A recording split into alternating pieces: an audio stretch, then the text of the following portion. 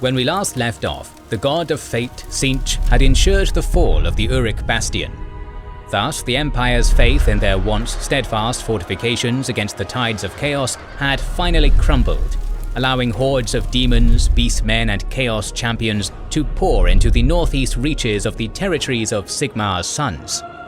Meanwhile, the Ice Queen of Kislev had secured a route deep into Imperial territory for the last of her decimated population, while the scattered armies of the now destroyed Golden Bastion scrambled to muster a defense against the oncoming horrors that would follow during the Plague War.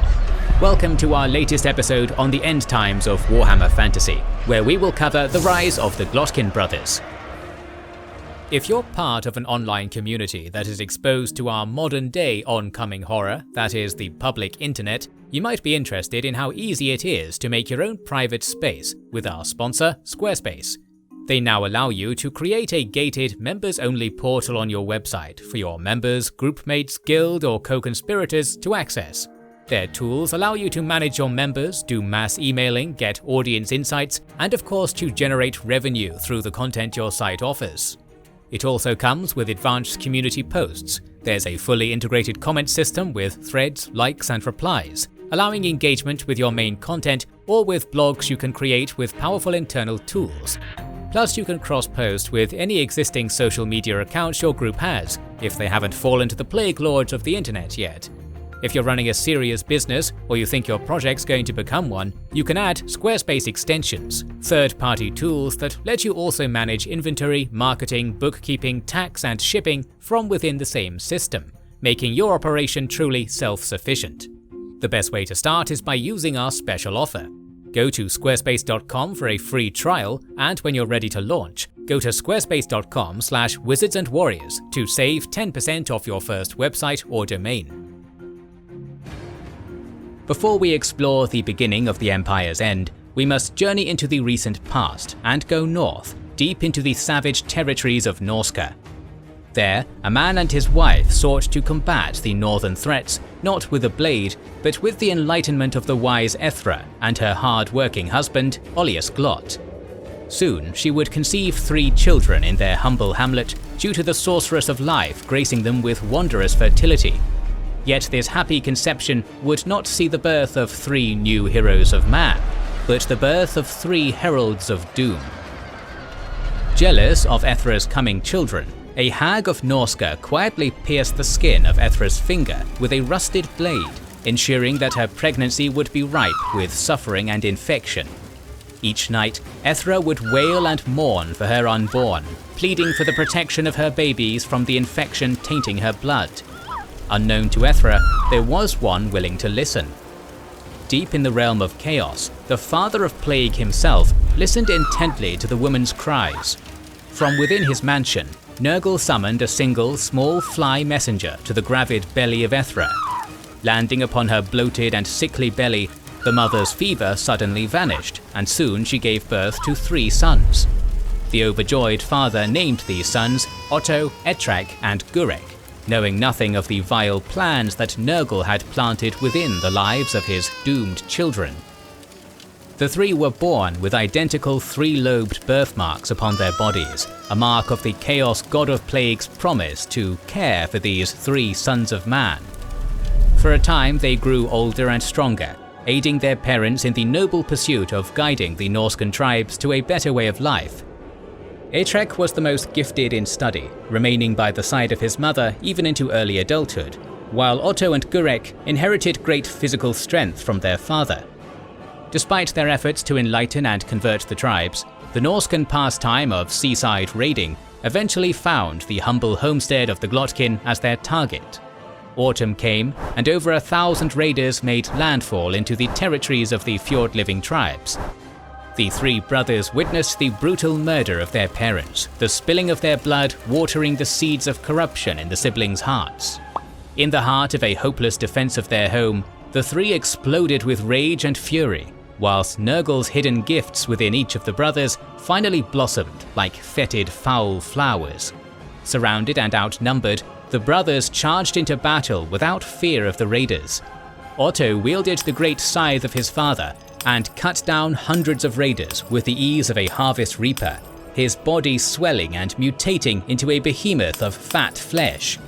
Etrak's magical prowess inherited from his mother twisted into plague magic, dooming his victims into a noxious death by melting them into purulent pools of black slime and commanding maggots to feast upon his foes from the inside out.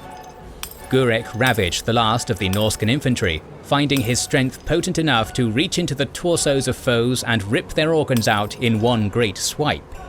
Pushing the Norscan forces back to the sea, Gurek demonstrated even further martial superiority by lifting a cannon right out of a war machine and clubbing his foes off the cliffs of the bay and into a frozen rocky death in the surf. Brother three shall bring low the empire of man. It is they who will muster the plague kissed in their master's name. It is they who will cast the curse of unbound life, a curse that will bring primal disorder to a world of hard-won progress. United, the lords of disease shall bring the old world to the brink of ruin, ruin from within and from without. All things clean and true shall sicken and fade. The gods of man shall fade with them, until only death holds the key to salvation. These are the end times. Prophecy of the end times. Since then, Nurgle fostered horrible gifts of plague, demonic resilience, and vile tokens of his domain over disease and suffering. Like a grandfather spoiling his grandchildren, Nurgle showered each brother in corruption and power, divorcing them further and further from their humanity. Gurek's body was warped and twisted into something entirely different, a hideous horned monster of mammoth proportions. Horns erupted like spires from his shoulders and head, while his back pulsed with living boils of carefully cultured diseases of Nurgle. His arms bloated with rot, his right hand eventually growing the ever-hungering mouth of a lamprey with innumerable needle teeth. With it he devours his victims alive, leaving larger corpses, even dragons and ogres, infected and rotting, so that more children of the god of plagues might find nourishment and fetid bubonic sores to birth new abominations for Nurgle. Etrak, closest to the magical prowess of his mother, embraced the blight of his mind. The memory of his parents' murder twisted his spells into those of bubonic atrocity. Where his mother was able to foster wonderful boons of rich life, Etrak's heart blackened in anguish and warped his inherited magical prowess into powerful sorcery of Nurgle. Truly a master of pestilence and plague, the wizard kept an ever-burning furnace, fueled by the bodies of his dead parents, with him even on the battlefield. Mounting the churning, smoking furnace upon the massively grotesque body of his brother Gurek, the fumes of cremation from the noxious brazier drew swarms of flies and clouds of sickness to fuel Etrak's foul magics. The third brother, Otto, keeping the harvest scythe of his father for himself, embraced his role as the most devoted grandchild of Nurgle. Wounds to his bark-like callous body were allowed to remain open and weep with noxious deadly infection that he would immerse the blade of his scythe in whenever he went into battle. Soldiers that even dared to approach Otto would find that his very body had become a weapon, his entrails that poured from his body like a fleshy waterfall, harboring hungering and virulent ailments just waiting to infect a new victim. Otto, astride the gigantic body of his mutated brother, who was given the new name Gurk by grandfather Nurgle, would guard Etrak as he summoned spells of pox and rot from the carbuncle brazier grown on Gurk's giant back. The three were one, a revolting union of monstrous strength, powerful sorcery, and steadfast devotion to the chaos god Nurgle. The might of the Glottkin brothers did not go unnoticed by Archon the Ever-Chosen. They easily established dominance over the roaming warbands of devotees to Sinch, Slanesh, and even the mightiest worshippers of Khorne. The Glottkin cared not for the favour of the competing chaos gods, and humoured the desires of their twisted grandfather Nurgle as any jolly grandchildren might do for their elders. This dedication, however, was a blessing in the eyes of Archon. Summoning them to his throne within the war camps of the Ever-Chosen's vanguard, he offered the most tempting of tasks to the brothers: the promise of the Golden Bastion's destruction, and the unchallenged infection of the Empire's entirety. Thousands and thousands of healthy men and women to infect, each one an incubator for Nurgle's new grandchildren. the Glottkin accepted Archon's offer and spearheaded the assault upon the Empire's Golden Bastion. It is here that we return to the present, where Tzeentch's meddling in politics within the very heart of the Empire ensured that the Golden Bastion fell. Archon's vanguard, now accompanied by the ever-eager Glottkin and the plague-riddled armies of Nurgle, pushed through the border of Kislev and invaded the Empire. The plague fleet of Gutrot Spoom, satisfied with the supremely successful maritime siege of Erengrad, sailed along the coast of Ostland, Nordland, and even as far south enough to harass the northern reaches of Bretonia's territory.